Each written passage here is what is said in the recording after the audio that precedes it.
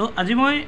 আজি তোমালোকৰ আলোচনা কৰিবলৈ লৈছোঁ ক্লাছ 3 বিয়োগ চেপ্টাৰ 2 অনুৰণনি আছে কি 3 খ এক নম্বৰ আছে খালি ঠাইবোৰ কৰা ইয়াতে চাবা দিছে খালি ঠাইবোৰ কৰা ক নম্বৰ আছে 31 যোগ 10 80 31 ৰ লগত কিমান যোগ কৰিলে 40 হ'ব গতিকে ইয়াতে 9 লিখিবা তাৰ পিছত খ নম্বৰ 75 ডেশ 75 যোগ ডেশ 175 লগত 25 যোগ কৰিলে কিমান হ'ব 100 হ'ব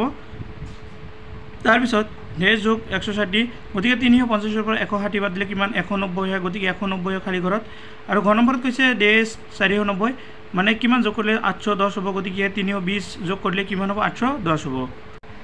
এবাৰ 2 নম্বৰ প্ৰশ্ন আছে দুটা সংখ্যাৰ যোগফল 84 তাৰে এটা সংখ্যা 35 হলে আনটো কিমান হ'ব এতে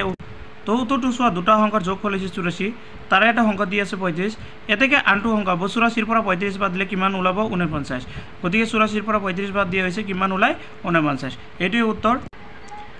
3 নম্বৰ প্ৰশ্ন কৈছে তোমালোকৰ দুটা সংখ্যাৰ যোগফল 3000 তাৰে এটা সংখ্যা 1950 হলে আনটো কিমান হ'ব উত্তৰ চোৱা দুটা সংখ্যাৰ যোগফল আছে 3000 তাৰে এটা সংখ্যা হৈছে 1950 গতিকে আনটো সংখ্যা 3000 ৰ পৰা এখন 1950 টো বাদ দিলে কিমান থাকে 1150 এটো বিয়োগ কৰি চাবা তোমালোকে এবাৰ 4 নম্বৰ প্ৰশ্ন আছে 453 লগত কিমান যোগ কৰিলে 500 হ'ব উত্তৰ লিখিবা এনেকৈ যোগফল আছে 500 এটা সংখ্যা আছে 453 আনটো সংখ্যা কি কৰিব লাগিব 500 ৰ পৰা 453 বাদ দিব লাগিব গতিকে 500 ৰ পৰা 453 বাদ দিলে কিমান থাকে 47 গতিকে মূল এনসাৰ লিখিবা যে এতেকে 435 ৰ লগত 47 যোগ কৰিলে কিমান হ'ব 500 হ'ব 5 নম্বৰ প্ৰশ্ন আছে 250 ৰ লগত কিমান যোগ কৰিলে 1000 হ'ব তোমালোকে উত্তৰ লিখিবা যোগফল দিয়া আছে 1000 তাৰ এটা সংখ্যা যদি 250 হয় গতিকে আনটো সংখ্যা 1000 ৰ পৰা 250 বাদ দিলে কিমান হ'ব 750 থাকিব গতিকে 250 ৰ লগত 750 যোগ কৰিলে কি হ'ব 1000 হ'ব এবাৰ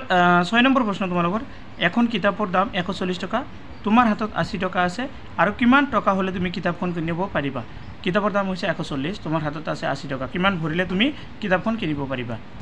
তো উত্তৰটো চাবা এখন কিতাপৰ দাম 140 টকা হাতত আছে 80 টকা গতিকে ভৰিব লাগিব 180 ৰ পৰা 80 টকা বাদ দিলে কিমান থাকে 60 টকা গতিকে 80 টকাৰ লগত 60 টকা হলে 140 টকা হ'ব আৰু কিতাপখন কিনা যাব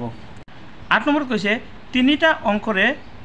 8 নম্বৰ হ'ব এটা খৰাহিত 120টা আম ভৰাব পাৰি খৰাহিটো 87টা আম আছে আৰু কিমানটা আম ভৰালে খৰাহিটো পূৰ্ণ হ'ব তোমাৰ হাতত খৰাহি আছে মানে খৰাহিটাত 180টা আম ভৰে কিন্তু তাত আছে 87টা তুমি আৰু কেইটা আম ভৰালে মানে 120টা হ'ব এটা উত্তৰটো চোৱা খৰাহিত ভৰাব পৰা আমৰ সংখ্যা হল 120টা তাতে আম আছে 87টা এতেকে ভৰাব বাকি থকা সংখ্যা হল 120 ৰ পৰা 87 বাদ দিলে কিমান থাকে 33 গতিকে লিখিবা যে 87টা আমৰ লগত 33 যোগ কৰিলে 120টা হ'ব 8 নম্বৰ প্ৰশ্ন তিনিটা অংকৰে লিখিব পৰা আটাইতকৈ সৰু সংখ্যাটোৰ লগত কিমান যোগ কৰিলে তিনিটা অংকৰে লিখিব পৰা আটাইতকৈ ডাঙৰ সংখ্যাটো পোৱা যাব উত্তৰটো লিখিবা এনেকে তিনিটা অংকৰে লিখিব পৰা আটাইতকৈ সৰু সংখ্যা হল 100 তিনিটা অংকৰে লিখা আটাইতকৈ ডাঙৰ সংখ্যা হল 999 গতিকে 999 ৰ পৰা 100 বাদ দিলে কিমান থাকে 899 গতিকে উত্তৰটো হ'ব 899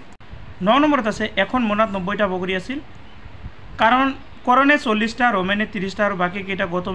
গৌতমে কিমানটা বগৰী ললে উত্তৰ চোৱা মোনাত থকা বগৰীৰ সংখ্যা হল 90টা